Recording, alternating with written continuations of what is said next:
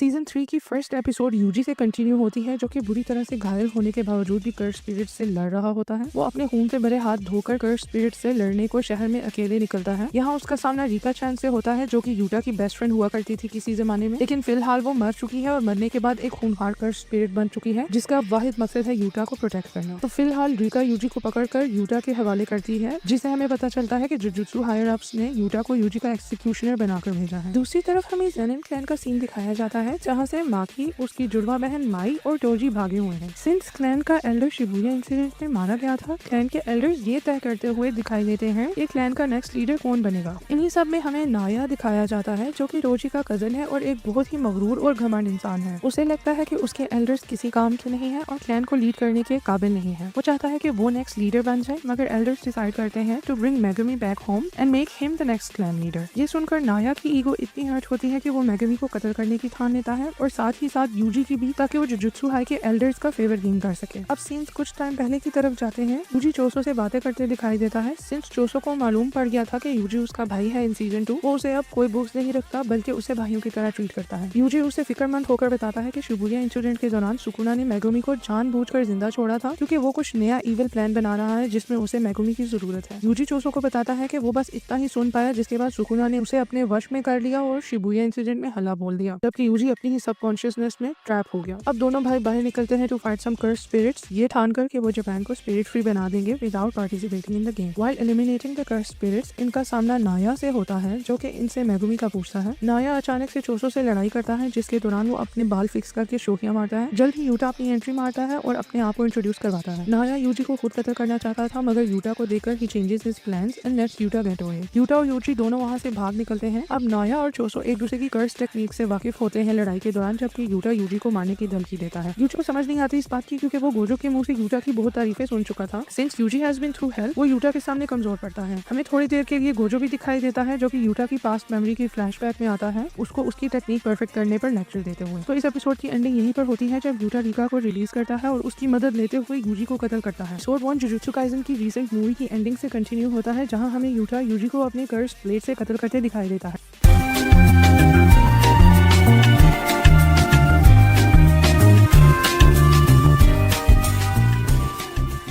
तब हमें नाओई दिखाया जाता है फ्रॉम द ज़ेनिन क्लैन। जी हाँ, अपने बड़े भाई टोजी का कजन, जो कि नहायत ही खड़ूस किस्म का आदमी है। वो फिलहाल चोसो से लड़ाई करता दिखाई देता है, because he is after Yuji and everyone else, जो कि उसके ज़ेनिन क्लैन का लीडर बनने के रास्ते में रुकावट बन सकते हैं। चोसो एंड नाओई लड़ाई रोककर थोड़ी बातचीत भी करते हैं, जिसमें हमें पता चलता है कि नाओई अपने बड़े भाइयों की कदर नहीं करता और उन्हें लूजर समझता है फॉर फेजिंग देयर क्लैन। चोसो उसे करेक्ट करते हुए ये कहता है कि बड़े भाई ही छोटों को रास्ता दिखाते हैं। अगर वो किसी जगह फेल होते हैं तो उसके छोटे भाई वो रास्ता नहीं चुनते, जो कि बहुत सेंस बनाता है। छोटे अपने बड़ों को देखकर अपने आप को फेलियर से बचा सकते हैं और उनकी सक्सेस से इंस्पायर होकर अपने कदम मजीद सक्सेस की तरफ बढ़ा सकते हैं। मूविंग ऑन, चोसो अपना सारा ब्लड बाहर निकाल लेता है टू ट्रैप नाओई, जो कि हैरान हो जाता है कि चोसो मरा क्यों नहीं अपना सारा ब्लड जाया करने के बावजूद। इन दी एंड चोसो उसका गेम बजा देता है by poisoning his blood and freezing Naoi in it. जब नाओई पर पॉइजन का असर होने लगता है, यूटा ओरा फार्मिंग करते हुए यूजी की डेड बॉडी को घसीटते हुए चोसो के पास से गुजरता है और उसे एक चमाट लगाकर साइड पर हटाता है। वो नाओई की हालत का फायदा उठाते हुए ये नेगोशिएट करता है कि अगर वो यूजी की डेथ की कंफर्मेशन एल्डर्स को देता है तो उसके बदले यूटा अपनी रिवर्स कर्स टेक्निक से उसे रिवाइव कर सकता है और मरने से बचा सकता है। नाओई एकदम से मान जाता है। दूसरी तरफ हमें यूजी की सबकॉन्शियसनेस दिखाई जाती है। उसकी पैदाइश पर वो अपने पिता जिन इतादोरी को देखता है, जो कि यूजी के ग्रैंडफादर को समझा रहा होता है कि अनाप शनाप मत बकें, क्योंकि बच्चों को ये बातें याद रह जाती हैं। जिन का पिता फिर भी उसकी फिक्र करते हुए बोलता है कि वो जानता है जिन को औलाद चाहिए थी, मगर ये तरीका गलत है क्योंकि उसकी बीवी तो मर चुकी है। उसी समय हमें यूजी की माता दिखाई देती है, जिनका नाम काओरी है, मगर उसके माथे पर सेम गेटो वाले स्कार्स दिखाई देते हैं, जो कि प्रूव करते हैं कि काओरी की बॉडी केनजाकू के वश में है। करंटली यूजी को फाइनली होश आता है और वो अपने आप को सुनसान जगह पर पाता है। वो अपने सामने यूटा को देखता है, जो कि यूजी को जिंदा देखकर खुशी से झूम उठता है। वो उसे टेम्पररी कत्ल करने के लिए माफी मांगता है और क्लैरिफाई करता है कि वो यूजी के लिए थ्रेट नहीं है, क्योंकि सील होने से पहले उनके उस्ताद जी गोजो ने उनसे स्पेशल रिक्वेस्ट की थी to look after his juniors from Jujutsu High. Yuta मजीद यूजी की कंफ्यूजन दूर करने के लिए उसे समझाता है कि उसने कैसे रिवर्स कर्स टेक्निक से उसका हार्ट फौरी तौर पर रिवाइव कर दिया था, जिसके बाद उसने नाओई के आगे यूजी को कत्ल करने का ढोंग रचा, ताकि एल्डर्स किसी और एग्जीक्यूशनर को ना भेजें यूजी को कत्ल करने के लिए for the role he played in Shibuya incident season 2।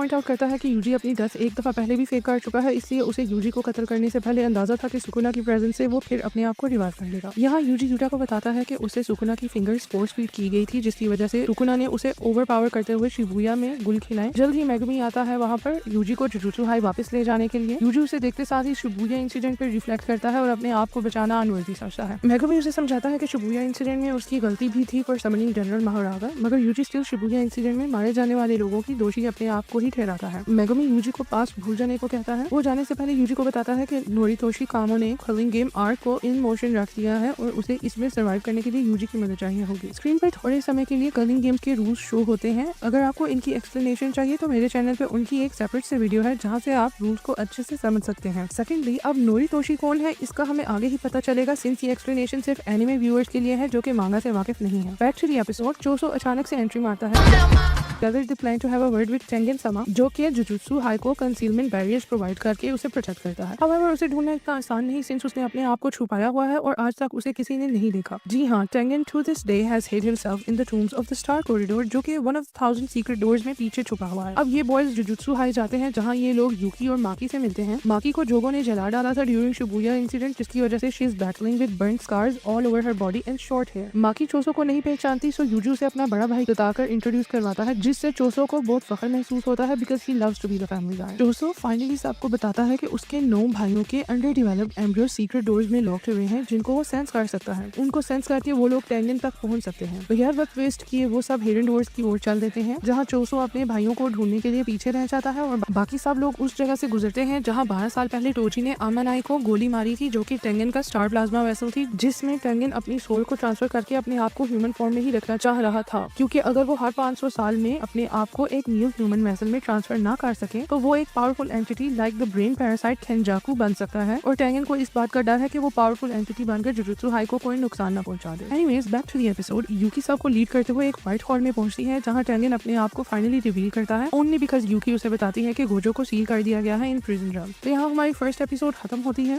तो एपिसोड के शुरू में हमें दिखाया जाता है कि यूकी सब बच्चों के साथ टेंगन को समन कर देती है in the barriers of his tomb of the star. Tengen सबको उनकी सोर्सर स्पेशलिटी और ओरिजिन से पुकारकर उन्हें वेलकम करता है instead of saying their real names. Yuki को ये बात अजीब लगती है कि टेंगन ने यूकी को नहीं वेलकम किया, तो टेंगन अपने इरादे से बताता है कि वो श्योर नहीं था कि लास्ट टाइम उसे लगा कि यूकी शिवगुरु और केंजाकू के साथ काम कर रही है, मगर सिंस इट्स कंफर्म कि यूकी यूजी लोगों के साथ है तो टेंगन उसे भी वेलकम कर ही लेता है। अब बच्चे सबसे पहले उससे केंजाकू और कलिंग गेम्स का पूछते हैं। मेगुमी उसे प्रिजन रैम के बारे में भी पूछता है क्योंकि गोजो वहीं पर सील्ड है। जहाँ टेंगन केंजाकू को नीरोतोशी कामो कह के पुकारता है, जिससे हमें पता चलता है कि नीरोतोशी एक बहुत ही पावरफुल सोर्सर था अपने टाइम का, जिसकी बॉडी केंजाकू ने अपने वश में करके भयानक एक्सपेरिमेंट्स करते हुए चोसो और उसके भाइयों को जन्म दिया था। उसने यूजी की माँ को भी पोजेस किया हुआ था। यूजी भी उसी का बेटा है, जिससे ये बात क्लियर होती है कि यूजी और चोसो सगे भाई हैं। So back to the episode, Tengen इन्हें किलिंग गेम्स और केंजाकू के गंदे इरादों से क्लियर करता है, मगर इस सबसे पहले वो एक कंडीशन रखता है जिसके मुताबिक उसे 2 बच्चे चाहिए होंगे उसे बैरियर्स के अंदर गार्ड करने के लिए। उटा को शॉक लगता है ये सुनकर, क्योंकि टेंगन तो एक इमोर्टल बीइंग है, उसे क्या जरूरत प्रोटेक्शन की, वो भी उसी के बैरियर्स के अंदर। माकी भी तंज करते हुए दिखाई देती है, जिसे लगता है कि टेंगन को भी गोजो की तरह सील हो जाने का डर है। यूकी भी आवाज उठाती है और साफ साफ इनकार कर देती है उसे गार्ड प्रोवाइड करने के लिए, क्योंकि वो नहीं जानती कि टेंगन को कितने समय के लिए गार्ड करना है। टेंगन सफाई देते हुए अपनी खुद की कंडीशन के बारे में बताता है, लेकिन उससे भी पहले वो केंजाकू के मेन ऑब्जेक्टिव को हाईलाइट करता है, जिससे हमें पता चलता है कि केंजाकू पूरे जापान के लोगों की एवोल्यूशन अपने हाथों करना चाहता है। वो चाहता है कि तमाम लोग स्ट्रॉन्ग जुजुत्सु सॉर्सरर्स बन जाएं, इन्हें प्रोटेक्शन की जरूरत ही ना पड़े। जैसा कि हर बंदे को पकड़ पकड़ के इवॉल्व करना बेहद मुश्किल है, Kenjaku is planning to take over Tengen ताकि वो जापान की पॉपुलेशन को टेंगन के साथ एब्जॉर्ब करके एक ही बार में उन सबको इवॉल्व कर दे, क्योंकि जुजुत्सु वर्ल्ड में सिर्फ टेंगन के पास ही ऐसी पावर्स हैं। यूकी उनसे पूछती है कि वो सब हजारों साल पुराने हैं, उन्होंने पहले ऐसा क्यों नहीं फेस किया। टेंगन उन्हें बताता है कि पहले वो हमेशा ह्यूमन फॉर्म में ही बनकर रहा है और हर 500 साल में सिर्फ एक मर्तबा ही उसका स्टार प्लाज्मा वेसल जन्म लेता है, जिसमें वो अपने आप को ट्रांसफर करता है टू रिमेन ह्यूमन। मगर 12 साल पहले जब उसकी वेसल आमानाई ने जन्म लिया तो टोजी ने उसे मार दिया, जिसकी बदौलत टेंगन अपनी ह्यूमन फॉर्म बरकरार नहीं कर पाया और एक हायर फॉर्म ऑफ कर्स्ट में इवॉल्व हो गया। वो ये भी बताता है कि वो सबको दिखाई जरूर दे रहा है, मगर वो अभी भी छुपा हुआ है, यानी कि वो एक टाइम पर मल्टीपल जगह एग्जिस्ट कर सकता है। अब टेंगन बताता है कि उसकी इसी कमजोरी की वजह से केंजाकू उस पर हमला कर सकता है। सिंस केंजाकू अभी सुगुरु के शरीर में है, वो उसकी कर्स स्पिरिट मैनिपुलेशन के जरिए टेंगन को एक कर्स की तरह इजीली एब्जॉर्ब कर सकता है। अगर ऐसा हो गया तो केंजाकू को टेंगन के बैरियर टेक्निक्स मिल जाएंगे जो पूरे जुजुत्सु वर्ल्ड की फाउंडेशन है। ऐसा ना हो इसलिए टेंगन को 2 लोगों की जरूरत है जो उसे एट ऑल टाइम्स प्रोटेक्ट करें। ये बात सबको वैलिड लगती है और ये ये सुनते ही यूकी और चोसो उसके साथ रुकने और उसकी गार्डिंग करने के लिए वॉलंटियर करते हैं, जबकि बाकी लोग कर्लिंग गेम से रिलेटेड मिशन के लिए आगे बढ़ते हैं। तो गाइस आगे कर्लिंग गेम्स के रूल्स को मैं डिस्कस करने जा रही हूँ। अगर आपको रूल्स को डिटेल में समझना है तो आप मेरे चैनल पर उनकी एक्सप्लेनेशन वीडियोस देख सकते हैं, जिससे आपको और भी अच्छे से उसके रूल्स का अंदाजा हो जाएगा। Back in the episode Tengen उन सबको समझाता है कि कर्लिंग गेम एक बहुत ही बड़ी जुजुत्सु रिचुअल है जो जापान भर में 10 बैरियर डिफाइंड कॉलोनीज के जरिए चल रही है, यानी कि सब कॉलोनीज को केनजाकू ने बैरियर्स के जरिए कनेक्ट किया हुआ है। अगर इनमें से कोई भी बाहर निकलने की कोशिश करे तो सीधा मारा जाएगा। इस गेम में सिर्फ करंट सोर्सर्स ही नहीं बल्कि पुराने जमाने के सोर्सर्स भी शामिल हैं जो कि नए शरीर में जन्म लेकर आए हैं। साथ ही वो सिविलियंस भी शामिल हैं जिन्हें जबरदस्ती कर्स यूजर्स बना दिया गया बाय केनजाकू, जिसने सुगुरु की बॉडी में उसकी कर्स टेक्निक का उपयोग करते हुए सब नॉन सोर्सर्स को सोर्सर बना दिया था in the end of jujutsu Kaisen season 2। Tengen ये क्लियर करता है कि कर्लिंग गेम केनजाकू से अलग और इंडिपेंडेंटली ऑपरेट करती है। अगर केनजाकू को मार भी दिया जाए तब भी गेम खुद ब खुद खत्म नहीं होगी, क्योंकि ये बाइंडिंग वाउस और रूल्स पर बेस्ड है जो बैरियर्स के अंदर परमानेंटली सेट किए गए हैं। गेम रूल्स सुनते हुए यूजी लोग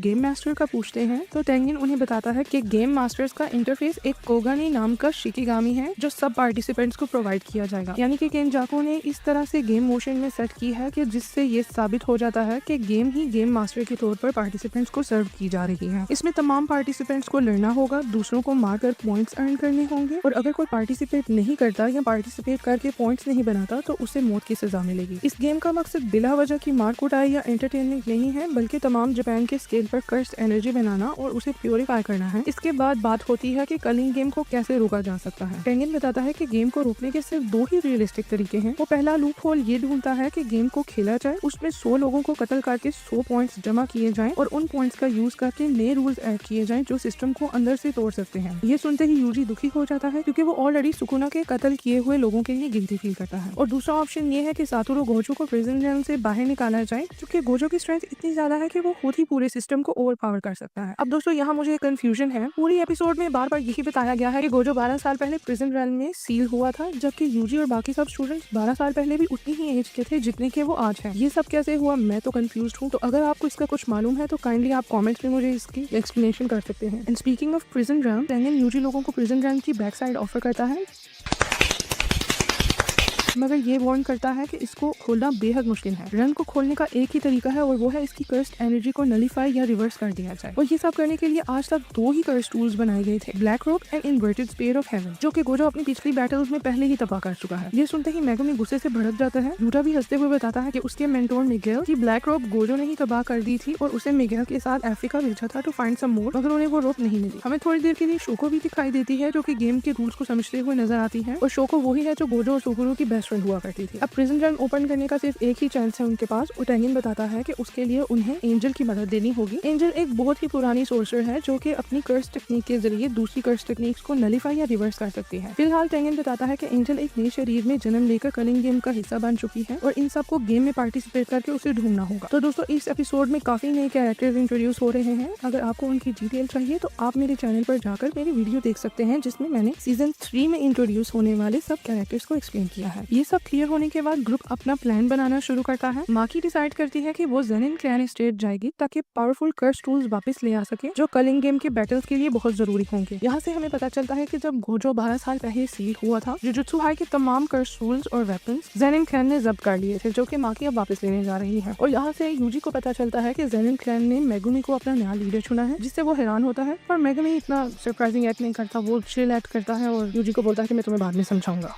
अब यूटा अकेला कर्लिंग गेम में एंटर करने का फैसला करता है ताकि इन्फॉर्मेशन गैदर कर सके, पॉइंट्स कमा सके और शायद एंजल को ढूंढ सके। यूजी और मेगुमी को किंजी हाकारी को ढूंढने की जिम्मेदारी दी जाती है, जो कि एक suspended 3rd year jujutsu high student है और जिसका कर्स टेक्निक गेम के अंदर काफी यूजफुल हो सकता है। यहाँ पर एक बहुत ही फनी सीन दिखाया जाता है। यूजी को डर लगता है कि वो मेगुमी के साथ अकेला जा रहा है, क्योंकि उसे डर है कि सुकुना दोबारा उसकी बॉडी को पोजेस करके मेगुमी को अपने काम के लिए इस्तेमाल न कर ले कहीं। इसीलिए उसने यूटा से प्रॉमिस किया था कि अगर उसमें सुकुना आए तो यूटा उसका कत्ल कर दे। मगर सिंस यूटा अपने प्लान की तरफ जा रहा है तो यूजी को डर है कि वो कहीं सुकुना के थ्रू मेगुमी को कत्ल ना कर दे, मगर Megumi is ready to die, वो ऐसा बोल भी देता है। तो दोस्तों एपिसोड के एंड में यूजी का ग्रुप अलग अलग डायरेक्शन में निकल जाता है अपने अपने मिशंस के लिए। अब कर्लिंग गेम पूरी तरह एक्सप्लेन हो चुकी है, उसके रूल्स क्लियर हैं और ऑब्जेक्टिव सेट हो चुके हैं, जो कि कॉलोनीज के अंदर सर्वाइव करना, रूल्स को मैनिपुलेट करना, एंजल को ढूंढना, गोजो को फ्री करना है। ये एपिसोड पूरे आर्क का स्ट्रक्चर एस्टैब्लिश करता है, केनजाकू के प्लान को क्लियरली डिफाइन करता है और हर कैरेक्टर के फ्यूचर पाथ को सेटअप करता है। एपिसोड 4 की ओपनिंग होती है माकी से थी जो कि सालों बाद अपने क्लैन के मेन हाउस जा पहुंचती है to retrieve the curse tools her clan store in Gojo's absence. उसका सामना सबसे पहले नाया से होता है जो तुरंत उसे पहचान लेता है। माकी को ये देख के हैरानगी होती है कि नाया उसे उसके चेहरे से पहचानता है, ना कि उसकी बैक साइड से। Since he is a misogynist जो कि लड़कियों को सिर्फ सेक्स ऑब्जेक्ट की तरह ट्रीट करता है, तो वो उसे अपनी बकवास बंद करने को कहता है और ये सजेस्ट करता है कि वो यूटा और मैगमी के साइड में कायम रहे क्योंकि उसकी अपनी कोई पहचान नहीं। वो उसे ये भी याद दिलाता है कि ना ही उसके पास कोई कर्स एनर्जी है और अब तो उसकी शक्ल भी नहीं बची क्योंकि वो जल गई थी, तो इसलिए वो उसे ये भी याद दिलाता है कि अब वो किसी काम की नहीं रही। इसके साथ साथ ही वो उसे याद दिलाता है कि कैसे वो उसे बचपन में बुली किया करता था। इससे पहले वो उसे दोबारा बुली करे माकी आगे को बढ़ जाती है और उसकी बातों से उसको घंटा फर्क नहीं पड़ता। अब वो अपना कर्स ब्लेड हाथ में थामे कर्स टूल्स के हॉल की ओर बढ़ती है जहाँ एक औरत उसे रोकने की कोशिश करती है मगर माकी उसकी एक नहीं सुनती। इससे पहले औरत की शक्ल दिखे सीन्स पास्ट की एक फ्लैशबैक दिखाते हैं जिसमें माकी मेगुमी से बात करते दिखाई देती है। वो उसे साफ साफ बताती है कि क्लैन का लीडर नाओगिता ज़ेनिन लास्ट टाइम उसी के साथ था शिबुया इंसिडेंट में और उसकी यही इच्छा थी कि क्लैन का नेक्स्ट लीडर मेगुमी बने और उसके तमाम टूल्स और ट्रेजर्स मेगुमी ही पोजेस करे। मेगुमी को इन सब से फर्क नहीं पड़ता और वो माकी को परमिशन दे देता है to become the next clan leader since Maki और उसकी जुड़वा बहन माई की एक ही इच्छा थी क्लैन को लीड करना। माकी क्रिटिकल थिंकिंग करते दिखाई देती है। उसका मानना है कि वो भी क्लैन को लीड नहीं कर सकती because of Mai who also wants to lead the clan. Scenes वापस प्रेजेंट में शिफ्ट होते हैं जहां हमें दिखाया जाता है कि माकी को और कोई नहीं बल्कि उसकी अपनी माँ ही रोक रही है हॉल में जाने से। उसकी माँ क्लैन में रहते हुए एक काम वाली नौकरानी बन कर रह गई है, ये उसके लिबास से ही जाहिर होता है। दूसरी तरफ हमें माकी के अंकल्स नाया और जिनीची दिखाए जाते हैं जो कि क्लैन के फ्यूचर की बातें करते दिखाई देते हैं। जिनीची ये मानता है कि अगर मेगुमी को क्लैन का लीडर बना दें तो वो जापान की 3 मेन क्लैन्स में अपना स्टेटस ऊंचा कर सकते हैं क्योंकि मेगुमी के उन क्लैन लीडर्स के साथ अच्छे ताल्लुकात हैं। तो इन मेन फैमिलीज में Zenin clan, Gojo clan and कामो क्लैन है। गोजो तो जैसे मेगुमी का दूसरा पिता था और कामो क्लैन की बात की जाए तो उसका नेक्स्ट लीडर अपने बाप के बाद चोसो खुद है, व्हिच एक्सप्लेन्स कि कैसे मेन क्लैन्स मेगुमी को लीडर बनता देखकर ज़ेनिन क्लैन को फौरन से अपना इक्वल एक्सेप्ट कर लेंगे। नाया एकदम से चौंक जाता है ये सुनकर क्योंकि उसे लगता था सब उसके नेक्स्ट लीडर बनने के फेवर में है। जिनीची फौरन से अपनी स्टेटमेंट चेंज करता है ये बोलते हुए कि सिंस जुजुत्सु हेडक्वार्टर्स ने ये लॉ पास किया है कि अगर कोई गोजो को उसकी सीईओ से आजाद करने की कोशिश करे तो वो जुजुत्सु वर्ल्ड का गद्दार माना जाएगा। लिहाजा जिनीची प्रपोज करता है कि क्यों ना एक तीर से 3 शिकार करें और मेगुमी, माकी और माई को गद्दार एक्यूज करके उनका कत्ल कर दें ताकि वो जुजुत्सु हेडक्वार्टर का फेवर गेन कर सके। और वैसे भी ये बात सच है कि वो गोजो को आजाद करने के चक्रों में है जो कि इस वक्त जुजुत्सु हेडक्वार्टर्स में एक क्राइम समझा जाता है। दूसरी तरफ माकी फाइनली हॉल में पहुंचती है जहां उसके पिता ओगी ज़ेनिन पहले से ही उसके इंतजार में खड़े होते हैं। माकी एकदम शॉक में चली जाती है to see Mai beaten up on the ground in Ogi's feet. जी हाँ, ओगी को अपनी बेटियों से इतनी नफरत है कि वो उनका कत्ल करने तक वो तैयार है क्योंकि ज़ेनिन क्लैन बेटों को तरजीह देता है बेटियों को नहीं। This explains why Maki and Mai ran away ages ago. Maki उसे अपने ब्लेड से मारने आती है मगर वो उसको अपने ब्लेड से पहले ही जख्मी करता है और यहाँ बहुत ही बुरा सीन दिखाया जाता है जहाँ माकी और माई दोनों ही मौत का सामना करते हुए दिखाई देती हैं। ओगी माकी और माई दोनों को घसीटते हुए डंजन की तरफ ले जाता है और इवन तो उसकी दोनों बेटियां मौत के कुएं में हैं, वो उन्हें बातें सुनाता है कि कैसे उनकी वजह से वो क्लैन का नेक्स्ट लीडर नहीं बन सका और उसका भाई नाओगिता उसकी जगह ले गया क्योंकि उसने बेटों को जन्म दिया हुआ था। वो अपने फेलियर्स का सारा इल्जाम अपनी बेटियों पे डालता है। वो उन्हें फाइनली डंजन में फेंकता है जहाँ उसने लो ग्रेड कर्सेस को कैद कर रखा है। उसे लगता है कि दोनों बेटियों को भूखे कर्सेस खा जाएंगे। इससे पहले कर्सेस उन पर हमला करें माई होश पकड़ती है और माकी को इस हालत में देखकर रोती है। वो उसे अपनी गोद में रखती है और अपनी सीक्रेट कर्स टेक्निक का इस्तेमाल करती है। वो अपने आप को और माकी को उसकी सबकॉन्शियस में ले जाती है जहाँ दोनों बहनें एक बीच पर सही सलामत दिखाई देती हैं। वो माकी से शेयर करती है कि उसकी कर्स टेक्निक कुछ खास नहीं, इसलिए उसने आज से पहले किसी को बताया नहीं ताकि उसकी बेइज्जती ना हो। अब वो माकी को चार्ज देती है और बोलती है बहन जो करना है अब आगे तुमने ही करना है क्योंकि मैं आगे ही वुंडेड थी और कर्स टेक्निक इस्तेमाल करने से मेरी मौत के चांसेस मजीद बढ़ गए हैं। वो वहाँ से जाने लगती है मगर माकी उसको रुकने का बोलती है। माई थोड़े समय के लिए रुककर उसे बोलती है कि ज़ेनिन क्लैन में ट्विंस को वैसे भी बैड लक समझते हैं जबकि बाकी की दुनिया ट्विंस को एक ही समझती है, इसलिए वो एडवाइस करती है कि माकी उसके हिस्से की लड़ाई करे और पूरे क्लैन को डिस्ट्रॉय कर दे। वो उसके हाथ में एक वीट का ग्रेन देकर गायब हो जाती है। उसकी कर्स्ड एनर्जी से माकी वापस जिंदा हो जाती है मगर माई को मरा देखकर उसकी आंखों में आंसू आ जाते हैं। उसके सामने सारे लो ग्रेड कर्सेस भी आ चुके होते हैं। वो माई और अपना ब्लेड हाथ में लेकर कर्सेस को एक्सरसाइज करने के लिए आगे बढ़ती है। उसके पिता को अचानक से फीलिंग आती है कि सारे कर्सेस को किसी ने एक्सरसाइज कर दिया है यानी खत्म कर दिया है। तो वो फौरन से अपनी कर्स टेक्निक एक्टिवेट करता है ये बोलते हुए कि जोन सी भी बेटी ने ये किया है वो उसकी हड्डियों तक को तोड़ डालेगा। इससे पहले वो कुछ करे माकी उसके सर के ऊपर वाला हिस्सा अपने ब्लेड से काट देती है जिससे उसकी इंस्टेंट मौत हो जाती है। इसके बाद माकी क्लैन के मेन हाउस की तरफ चल देती है और उसके माइंड में एक ही आवाज होती है और वो होती है माई की जो उसे बोल रही होती है पूरे क्लैन को तबाह कर दो। अचानक से क्लैन की आर्मी सबको माकी के बारे में अलर्ट करती है जिसमें क्लैन के स्ट्रॉन्गेस्ट एल्डर्स और क्लैन की आर्मी का कैप्टन सामने आता है। नरेशन में ये बताया जाता है कि क्लैन का हर बच्चा उनकी पर्सनल आर्मी में सर्व करता है यानी कि पूरा क्लैन माकी के अगेंस्ट खड़ा हो जाता है। माकी यहाँ ओरा फार्म करते हुए पूरी आर्मी से लड़ती है अकेले में। शी शोज नो मर्सी और जो भी उसके सामने आता है वो उसको अपने ब्लेड के साथ काट कर रख देती है।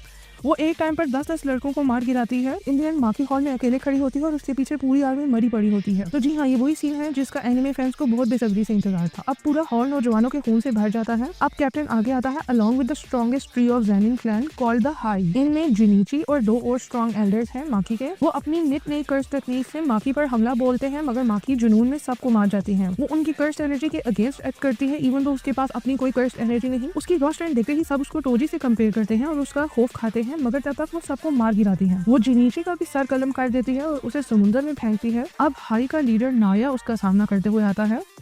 उसके पिता नाओबिता वाली कर्स टेक्निक है जिसके जरिए वो आगे होने वाले सीन की 24 फ्रेम्स पहले ही प्रिडिक्ट कर लेता है। वो इसकी मदद से माकी का मूव प्रिडिक्ट करता है और उसे मारने के लिए फुल स्पीड से आगे आता है, मगर माकी नाओबिता को शिबुया इंसिडेंट में लड़ता देखकर उसकी टेक्निक से अच्छे से पहले से ही वाकिफ हो चुकी थी, इसीलिए वो नाया का मूव इन एडवांस प्रिडिक्ट करती है और जो ही वो उसको मारने के लिए उसके पास पहुंचता है वो उसे इतने जोर से मुक्का मारती है कि उसका पूरा जबड़ा टूट जाता है। अब माकी मेन हाउस में वापस जाती है जहाँ वो अपनी माँ को ढूंढ कर उसका कत्ल भी करती है ताकि क्लैन का एक भी बंदा पीछे न बचे। दूसरी तरफ नाया मेन हाउस में रेंगता हुआ वापस आता है जो कि माकी को गालियां देते हुए दिखाई देता है। माकी की मां मरने से पहले नाया की कमर में अपना खंजर खोद देती है जिससे उसकी मौत हो जाती है। एपिसोड के एंड में माकी माई की बॉडी उठाकर उसके स्कूल ले जाती है और उसकी सहेली को सौंप देती है जो कि माई को मरा देखकर बोर होती है। एंड में स्क्रीन पर न्यूज शो होती है कि पूरा ज़ेनिन क्लैन सस्पिशियसली मारा गया है। पुलिस कातिल की तफ्तीश कर रही है। गोजो क्लैन और कामो क्लैन ने जुजुत्सु हेडक्वार्टर में अपील की है to outcast Zenin clan from the main 3 family. उनकी ये अपील जुजुत्सु हेडक्वार्टर ने एक्सेप्ट कर ली है, यानी कि Zenin clan does not exist anymore. Episode 5 की शुरुआत जुजुत्सु टेक के प्रिंसिपल मासामिची यागा और उसके बनाए हुए कर्स्ड कोर्प्स यानी पैंडा से होती है। सीन्स पास्ट के होते हैं जिनमें क्योटो हाई के प्रिंसिपल यागा को वार्न करते हुए दिखाई देते हैं। उन्हें लगता है कि मासामिची की कर्स टेक्निक से वो अपने लिए एक आर्मी खड़ी कर सकता है, सिंस वो अपनी कर्स टेक्निक से किसी भी ऑब्जेक्ट या कोर्प्स में जान डाल सकता है। और उससे भी बढ़कर हैरानगी की ये बात है कि यूजुअली कर्स्ड कोर्प्सेस अपने सोर्सरर की पावर से चलती है, मगर यागा अगर एक मर्तबा किसी डॉल या ऑब्जेक्ट को जिंदा कर दे तो वो उसके इशारों पर नाचने वाली कठपुतली के बजाय खुद ब खुद ही फंक्शन करती है और एक सेपरेट ऑटोनॉमस एंटिटी बन जाती है, जैसे कि पैंडा। इसे इंसानों की तरह बोलता देख हमेशा सब कंफ्यूज ही रहते हैं। अब क्योटो के प्रिंसिपल का मानना है कि यागा की टेक्निक जुजुत्सु वर्ल्ड के लिए एक थ्रेट बन सकती है, इसलिए उसे पकड़ पकड़ जेल में डाल देना चाहिए instead of praising his technique and giving him the title of a special grade sorcerer. इसके बाद यागा अपना घर विजिट करता है जहाँ उसका बनाया हुआ एक और कर्स्ड ऑब्जेक्ट उससे बातें करता है। उसका नाम ताकेरू है और वो यागा को उसके फर्स्ट नेम से पुकारता है, यानी मासामिची कहकर पुकारता है।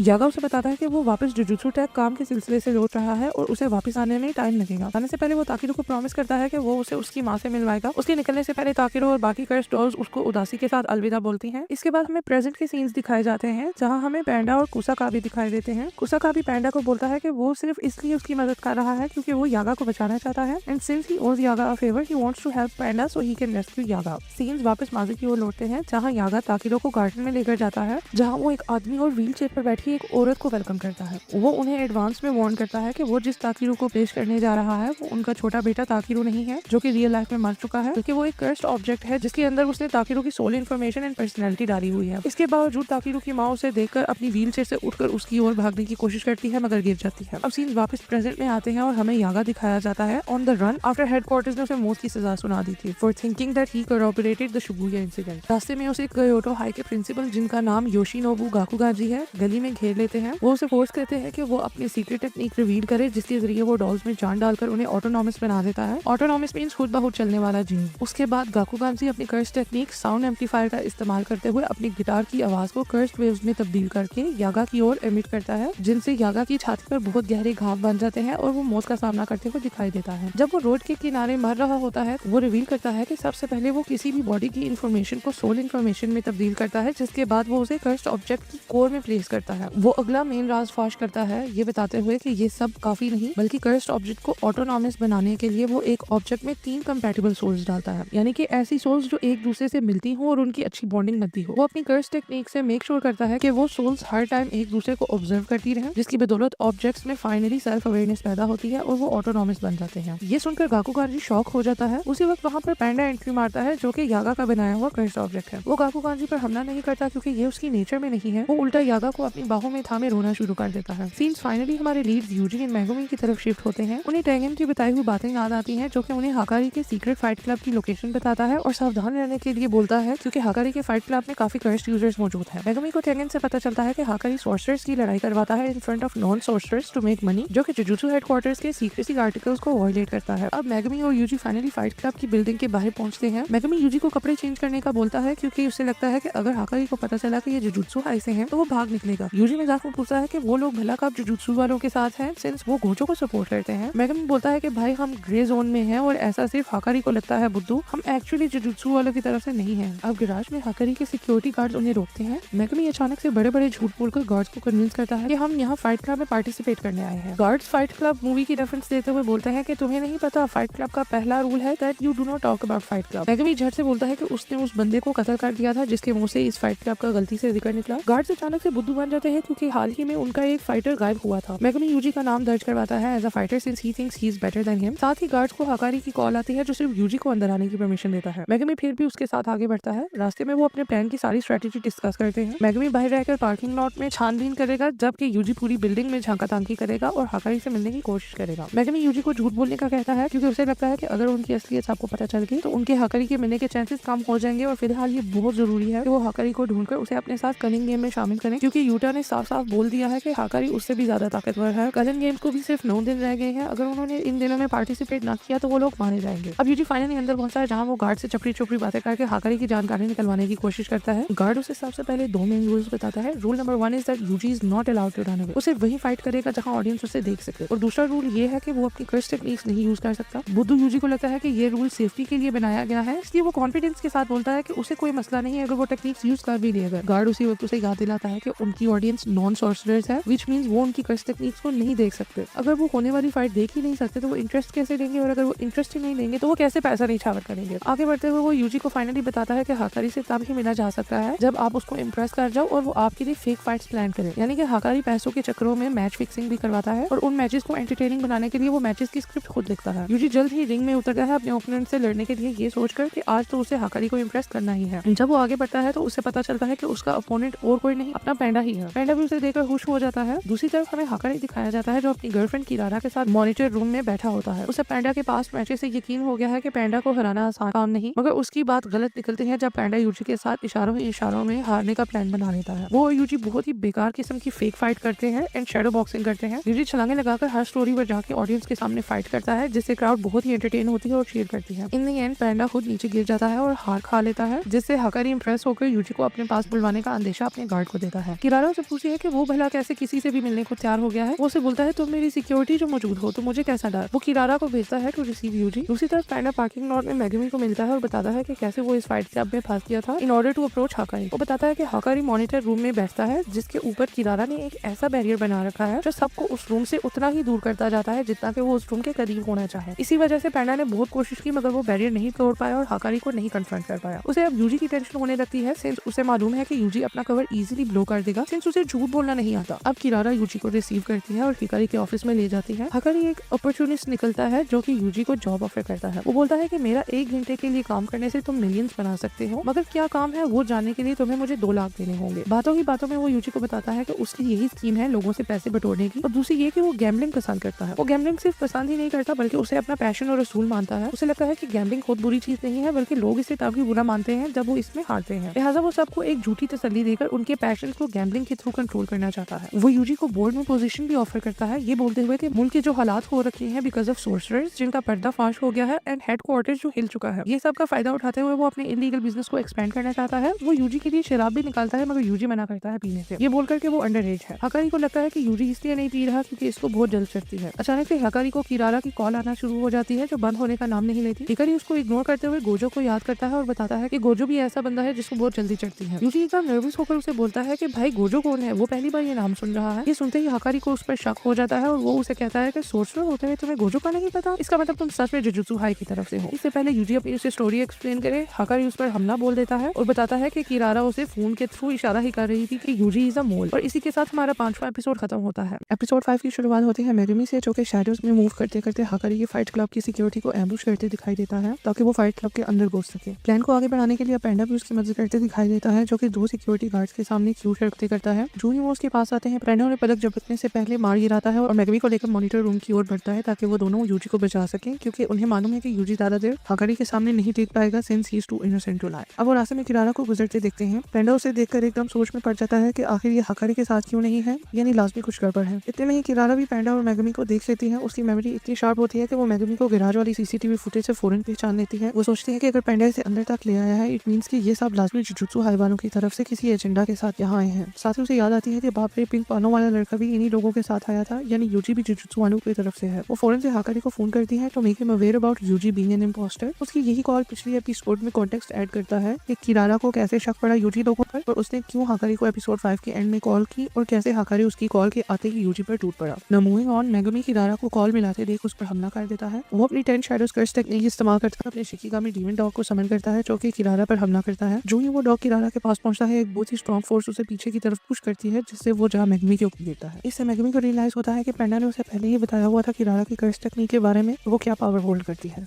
साथ ही किरारा को भी याद आता है कि उसने पेंडा को पहले ही मार्क किया हुआ है अपनी कर्स एनर्जी से, सो वो उसका कुछ नहीं बिगाड़ सकता, इसलिए वो उसे दूर भागना शुरू कर देती है। पेंडा जो उसका पीछा करता है वो उतना ही किरारा से दूर होता चला जाता है। मेगमी एकदम से उसकी टेक्निक फिगर आउट करना शुरू कर देता है। उसे धीरे धीरे समझ लगती है कि किरारा ने अपने कर्स से उसे और उसके शिकिगामी डीमन डॉग को एक साथ मार्क किया हुआ है, लिहाजा वो इस चीज का फायदा उठाते हुए अपने शिकिगामी किरारा के आगे समन करता है, जिसके साथ वो खुद भी किरारा के आगे पहुंच जाता है। अब मेगमी किरारा को बताने की कोशिश करता है कि वो जुजुत्सु हाई के एल्डर्स की ऑर्डर पर नहीं आए, बल्कि उनको हाकारी की मदद चाहिए। मेगमी उसकी अटेंशन में टोक्यो के करंट हालात आता है और उसे बताता है कि जुजुत्सु हाई टेररिज्म का शिकार हो गया है, जिसकी वजह से सब जगह बैरियर्स कॉलोनीज पर छा रहे हैं और उन्हें बैटल ग्राउंड में तब्दील कर रहे हैं। ये सब सुनते किरारा मेगमी को याद करवाती है कि हमला पहले उसने किया। मेगमी फौरन से टॉपिक चेंज करके उनकी तरफ ले आता है कि आखिरकार उनका जुजुत्सु हाई वालों के साथ अड्डा क्या है। पेंडा मेगमी को बताता है कि जुजुत्सु हाई के एल्डर्स पुराने ख्यालात के खूबसूरत बुड्ढे हैं, जिन्हें उनकी मरी हुई दोस्त नोबरा की कर्स टेक्निक जैसी टेक्निक्स अच्छी लगती हैं और समझ में भी आती हैं, लेकिन उन्हें ये नहीं मालूम कि टाइम के साथ साथ टेक्निक्स इवॉल्व हो रही हैं और ऐसी न्यू चीजें सामने आ रही हैं जो कि वो बूढ़े लोग एक्सेप्ट नहीं कर पा रहे हैं और उन्हें खत्म करना चाहते हैं। अब किरारा इसकी मिसाल देती है हाकारी की कर्स टेक्निक और डोमेन एक्सपेंशन का हवाला देते हुए। उसकी कर्स टेक्निक और डोमेन दोनों ही एक जैकपॉट मशीन की तरह है, जो उसके शरीर में 4 मिनट और 11 सेकंड्स के लिए इनफिनिट कर्स एनर्जी बनाती है, जिससे वो इस समय के अंदर इमोर्टल बन जाता है, यानी कि एक ऐसा इंसान जो मर नहीं सकता। और यही वजह है कि जुजुत्सु हाई के बुड्ढों को ये टेक्निक हजम नहीं हुई, बल्कि वो इसे थ्रेट समझने लगे, जिसकी वजह से हाकारी को स्कूल छोड़कर भागना पड़ा और अपने आप को सपोर्ट करने के लिए इलीगल फाइट क्लब और गैम्बलिंग शुरू करनी पड़ी। बिकॉज लेट्स बी ऑनेस्ट, कौन एक अच्छी लिविंग और ज्यादा पैसे नहीं बनाना चाहता। मेगमी अब किरारा को कन्विंस करने की कोशिश करता है कि वो ये सब एक्सेप्ट करता है और हाकारी की मदद चाहता है, और वो ये भी बार बार बताता है कि वो उन बुड्ढे कंजर्वेटिव्स की तरफ से नहीं आया। किरारा को फिर भी ये सब झूठ लगता है और वो मेगमी से पूछती है कि उन लोगों के पास तो गोजो जैसा इंसान मौजूद है जो कि उनका पिछवाड़ा तक धो देता है अगर कोई छोटा सा भी मसला हो जाए, तो अब उन्हें हाकारी की क्या जरूरत है। मेगमी अफसोस के साथ उसे अपडेट करता है कि शिबुया इंसिडेंट में गोजो को सील कर दिया गया था, जिसकी वजह से बात इधर तक आ पहुंची है कि उन्हें हाकारी जैसे स्ट्रॉन्ग फाइटर्स की जरूरत है। अब यहाँ किरारा ऐसी शक्ल बनाती है जिससे पेंडा और मेगमी को ये बात कंफर्म हो जाती है कि किरारा उन्हें बिलीव नहीं करती, इसलिए वो लड़ाई दोबारा कंटिन्यू करते हैं ताकि किरारा को हरा सके और उसकी अटेंशन गेन कर सके, सिंस वही सिर्फ एक ऐसी है जिसकी बात हाकारी सुनेगा। दोस्तों, यहाँ आपने कंफ्यूज नहीं होना, मैं सीन्स को छोड़कर किरारा की कर्स टेक्निक को आसान शब्दों में समझाने वाली हूँ। तो किरारा की कर्स टेक्निक का नाम लव रॉन्डेवू है और वो इस टेक्निक के द्वारा अपनी कर्स एनर्जी रिलीज तो करती है, मगर उसे डायरेक्ट यूज नहीं कर सकती, इसलिए वो रैंडम चीजों या लोगों को मार्क कर देती है अपनी एनर्जी से, यानी निशान लगा देती है अपनी कर्स एनर्जी का, जिसका असर बाद में दिखाई देता है। एक मर्तबा वो चीजों या लोगों को मार्क कर दे तो वो एक दूसरे को छू नहीं सकते, उन्हें बहुत ही स्ट्रॉन्ग फोर्स एक दूसरे से दूर कर देती है, जैसे कि पेंडा और मॉनिटर रूम का दरवाजा। वो चीजों या लोगों को एक साथ भी मार्क कर सकती है, जैसे कि उसने अभी मेगमी और उसके डॉग को एक साथ ही मार्क किया था, जिससे वो एक दूसरे को छू सकते हैं। लेकिन अगर अलग से मार्क किए हुए लोग एक दूसरे तक पहुंचना चाहें तो उन्हें सारी मार्क चीजों या लोगों से एक ऑर्डर या कह लो कि एक सीक्वेंस के साथ गुजरना होगा, जो कि किरारा ने खुद डिसाइड किया हुआ होगा। मेगमी किरारा से फाइट करते समय खुद ही ये टेक्निक धीरे धीरे फिगर आउट कर लेता है, thanks to his step sister, जिसने उसे सितारों की कॉन्स्टलेशन के बारे में एजुकेट किया हुआ था इन टाइम्स व्हेन टोजी और उसकी दूसरी बीवी अपने अपने बच्चों को छोड़कर भाग निकले थे और मेगमी अपनी स्टेप सिस्टर के साथ अकेला रह गया था। अब बैक टू द टेक्निक, किरारा भी सितारों की कॉन्स्टलेशन का हिसाब रखती है। वो इन जनरल एक सदर्न क्रॉस कॉन्स्टलेशन का ज्यादा इस्तेमाल करती है। इस कॉन्स्टलेशन को पढ़ा जाए तो हमें पता चलता है कि इस कॉन्स्टलेशन में 5 स्टार्स होते हैं, सबका एक अपना ही यूनिक सीक्वेंस है और इसी सीक्वेंस को फॉलो करते हुए किरारा अपने टारगेट्स को मार्क करती है। अब मैं इस टेक्निक को बेहतरी से समझाने के लिए एग्जांपल दूंगी। मान लो अगर किरारा सबसे पहले मेगमी को मार्क करती है,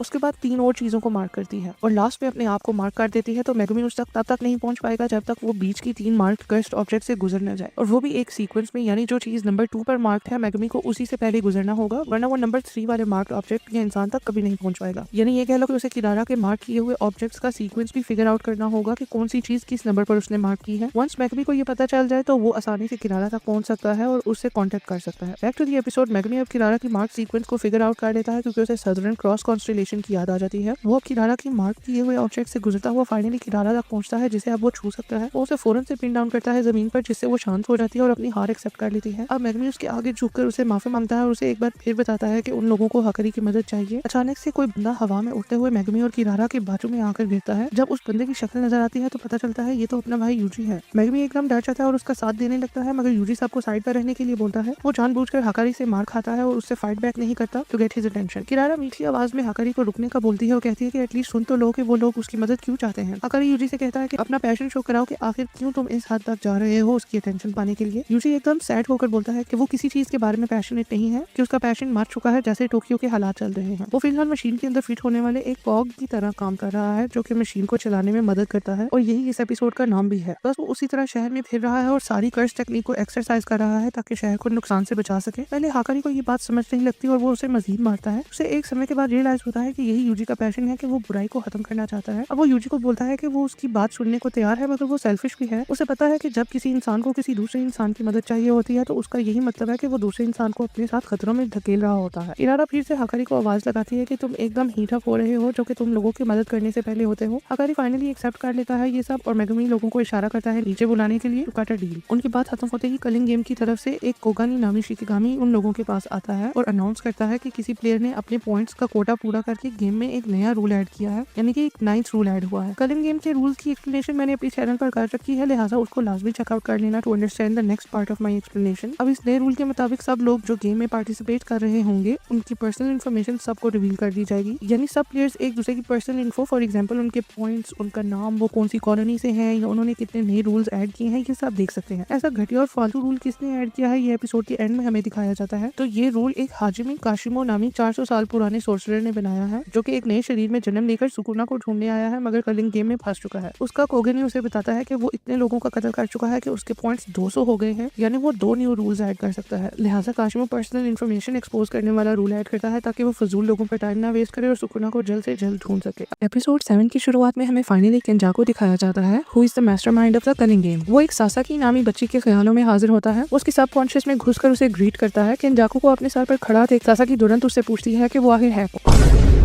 केंजाको फखर के साथ जवाब देता है कि वो बंदा है जिसने सब कॉलोनीज पे बैरियर्स बनाए हैं जिनमें लोग घुसकर कलिंग गेम में हिस्सा ले रहे हैं और एक दूसरे का कत्ल करके पॉइंट्स बना रहे हैं। सासाकी डर कर बोलती है कि क्या तुम ये सब मेरे नेबरहुड से हटा सकते हो। केंजाको जोर से कहका लगाकर हंसता है और उसे बोलता है कि वो नहीं जानती कि उसे बैरियर्स बनाने के लिए किन किन हालात से गुजरना पड़ा, ऐसे कैसे वो बैरियर्स खत्म कर दे। इस दौरान वो सासाकी को बातों ही बातों में ये बताता है कि कलिंग गेम का हेडक्वार्टर एक बाजू ही में पाए जाने वाला एग्जीक्यूशन सेंटर है जहाँ लोगों को सजा के तौर पर कत्ल किया जाता था। वो फाइनली सासाकी को ऑप्शन देता है कि वो या तो बैरियर के अंदर रहकर लड़े या फिर बैरियर से बाहर निकल जाए। ये ऑफर केंजाको तकरीबन हर बंदे को दे रहा है शुरुआत में और ये चॉइस सिर्फ एक ही बार सबको ऑफर होगी। वो सासाकी को बताता है कि अगर वो बाहर निकलना चाहती है तो उसका पास हाथ थाम ले और वो जागने पर बैरियर्स के बाहर होगी। अब सासाकी उसका हाथ थामती है और वहाँ से अंधेरे की ओर धीरे धीरे चलना शुरू कर देती है। जब वो अपनी सबकॉन्शियस से निकलकर शहर में पहुंचती है तो केंजाको उसे शुक्रिया बोलता है for being a good friend to his son. Sasaki confuse हो जाती है कि ये आखिर कौन से बेटे की बात कर रहा है। वो अचानक से जागती है और अपने आप को बैरियर के बाहर पाती है और लोगों के साथ। क्राउड में उसे अपने हाई स्कूल के ओकल्ट क्लब का मेंबर इगुची मिलता है। जी हाँ, यहाँ से हमें पता चलता है कि सासाकी और इगुची यूजी के हाई स्कूल फ्रेंड्स हैं जो कि मिलकर हॉरर रहस्य सॉल्व किया करते थे सीजन 1 में, और इन सब ने ही मिलकर सुकुना की पहली फिंगर ढूंढी थी जो कि केंजाको ने खुद ही प्लांट की थी जब वो सुगुरु की बॉडी में नया आया था। सासाकी इगुची से कैच अप करती है जिसके दौरान उसे रियलाइज होता है कि केंजाको शायद यूजी की बात कर रहा था, पर उसे समझ नहीं लगती कि ऐसा कैसे हो सकता है। ये तो सिर्फ हम ही जानते हैं कि केंजाको यूजी की मम्मी के शरीर में घुसकर यूजी के पिता के थ्रू प्रेग्नेंट हुआ था for the sake of his master plan, जो कि हमें आगे पता चलने वाला है। अब सीन यूजी लोगों के ग्रुप की तरफ आते हैं। अकारी फाइनली शांत होकर उनकी बातें सुनने के लिए बैठता है उनके साथ। यूजी और मैगमी उसे बताते हैं कि उनके हालात टाइट चल रहे हैं क्योंकि गोजो को सील कर दिया गया है। अकारी को बहुत बुरा शॉक लगता है, उसका बिहेवियर अब टोटली चेंज हो चुका है और वो अब काफी फ्रेंडली दिखाई देता है। हालात को देखते हुए पैंडा सबको बताता है कि उनके प्रिंसिपल भी मर चुके हैं। सबको पैंडा के लिए बुरा लगता है क्योंकि प्रिंसिपल यागा उसके पिता की तरह थे, मगर पैंडा बहुत ही जिगरे वाला बंदा होता है। वो बोलता है कि यार उसके पिता शिबुया इंसिडेंट में नहीं मारे गए बल्कि गाकुगांजी के साथ लड़ाई करते वक्त मारे गए। इवन तो वो यागा की मौत पर फूट फूट कर रोया था, वो अब सबको दिलासे देता है कि कोई बात नहीं, सब ठीक हो जाएगा। हकारी को भी दुख होता है कि जो 2 वाहिद बंदे उसके साथ अच्छा बर्ताव करते थे वो दोनों ही ऐसे हालात से गुजरे, एक मारा गया और एक सील हो गया। ये सब सुनने के बाद हकारी फाइनली उनकी मदद करने को तैयार होता है। वो वॉलंटियर करता है कि वो उनके प्लान में हिस्सा लेकर कलिंग गेम को खत्म करने की कोशिश करेगा, मगर ये बोलता है कि इस सब के बदले में उन सबको उसका एक काम करना होगा। जब वो पूछते हैं कि कैसा काम, तो वो हिचकिचाते हुए बोलता है कि जुजुत्सु वालों के लॉस को चेंज करने में उसकी मदद करनी होगी ताकि वो भागना बंद करे और सब सोर्सर्स में इज्जत के साथ दोबारा इंटीग्रेट हो सके। उसे ये काम नहायत ही मुश्किल दिखाई पड़ता है, लेकिन यूजी सुख का सांस लेते हुए बोलता है कि इसमें तो कोई बड़ी बात ही नहीं, ये बहुत ही आसान काम है उनके लिए। अगर उसको डांटने ही लगता है इस बात पर कि मेगुमी बीच में आकर बोलता है कि वो उसकी मदद करेगा सिंस वो ज़ेनिन क्लैन का सरबराह बन चुका है। हकारी को ऐसा झटका लगता है जैसे कि उसका जैकपॉट लग गया हो। वो मन ही मन में सोचता है कि गोजो और यागा से ज्यादा शौक तो उसे इस बात पर हुआ है। उसे मेगुमी की बात सुनकर तसल्ली हो जाती है कि जुजुत्सु हाई की 3 बिग फैमिलीज में से एक फैमिली उसका सपोर्ट अगर करे तो लॉज वाकई ही उसकी फेवर में चेंज हो सकते हैं। हकारी एकदम मीठा बांधकर मेगुमी को दोस्त बनने की ऑफर लगाता है। यहाँ इन बुद्धुओं को आइडिया ही नहीं कि माकी दीदी ने ज़ेनिन क्लैन का वजूद तक मिटा दिया है। अब मेगुमी कोई क्लैन का हेड नहीं है। पैंडा खुश हो जाता है और साको कहता है कि आप डिसाइड करो कि कौन सा बंदा कौन सी कॉलोनी में जाएगा, और याद करता है कि यूटा पहले ही एक कॉलोनी में गया हुआ है। अचानक से एक कोगनी हाजिर होता है डिंग डोंग करते हुए। इस दफा कोगनी रिवील करता है कि वो रूल शूल बताने नहीं आया मगर उसे असाइन किया गया है फॉर यूजी। यूजी अचानक से हैरान होता है कि उसने अभी गेम में हिस्सा ही नहीं लिया तो उसे कोगनी कैसे असाइन हो गया। यहाँ हमें पता चलता है कि केंजाकू इस कदर चालाक कर्स था कि उसने हजारों साल पुराने सोर्सरर्स के साथ अलग अलग से पैक्ट साइन किए हुए थे कि वो उनको कर्स ऑब्जेक्ट बनाकर रीइनकार्नेट करेगा नए लोगों के शरीर में, मगर बदले में उन्हें उसके इशारों पर चलना होगा। सिंस उसने यही पैक्ट सुकुना के साथ भी साइन किया हुआ था तो सुकुना यूजी के नाम पर ऑटोमेटिकली गेम में पार्टिसिपेंट बन चुका है। सिंस उन सबको न्यू रूल का पिछले एपिसोड में पता चला था, यूजी अपने कोगनी को ऑर्डर देता है कि वो सब प्लेयर्स की इन्फॉर्मेशन उसे बताए। कोगनी अपने पेट में स्क्रीन खोलता है जिसमें यूजी स्क्रॉल करते हुए पार्टिसिपेंट्स के स्कोर्स चेक करता है। मेगुमी उसे बोलता है कि ऐसी सेटिंग रखो जिसमें हमें सिर्फ 100 या 100 से ऊपर वाले पॉइंट्स वाले पार्टिसिपेंट्स शो हो। कोगनी उसकी नहीं सुनता सिंस वो सिर्फ यूजी को असाइन किया गया है। अब यूजी उसे सेम ऑर्डर देता है तो कोगनी प्लेयर्स को सर्च करने लगता है। जितनी देर वो सर्च करता है मेगुमी अपना दिमाग लड़ाता है और रियलाइज करता है कि गेम में 2 ही तरह के प्लेयर्स हैं। नंबर 1 पर वो हैं जो कि उसकी बहन सुमिकी की तरह जबरदस्ती गेम में ऐड कर दिए गए हैं और अब वो बैरियर से बाहर निकलने की कोशिश में है। एंड नंबर 2 पर केंजाकू के रिवाइव किए हुए पुराने जमाने के कर्सेस जो कि गेम में कोई इंटरेस्ट नहीं रखते, बस ऐसे ही रैंडमली लोगों का कत्ल कर रहे हैं और पॉइंट्स बना रहे हैं जब तक उनका अपना मकसद पूरा नहीं हो जाता। यूजी को फाइनली मेगुमी के प्लान की समझ लगती है कि वो ज्यादा पॉइंट्स वाले प्लेयर्स को ढूंढ रहा है ताकि वो उनको कन्विंस करके उनके पॉइंट्स यूज कर सके और ऐसे रूल्स ऐड करवा सके जिनसे मेगुमी की बहन सुमिकी आजाद हो सके। कोगनी 100 या 100 से ज्यादा पॉइंट्स वाले लोगों के नाम देता है। उसकी लिस्ट में नंबर 1 पर काशिमा होता है with 100 points after adding a new rule जो कि फिलहाल कॉलोनी नंबर 1 में है। एंड नंबर 2 पर हिगुरुमा है with 102 points in colony number 2। अब मेगुमी सबको याद ही रहता है कि सबसे पहले उन्हें रूल नंबर 8 की रुकावट से बचना होगा।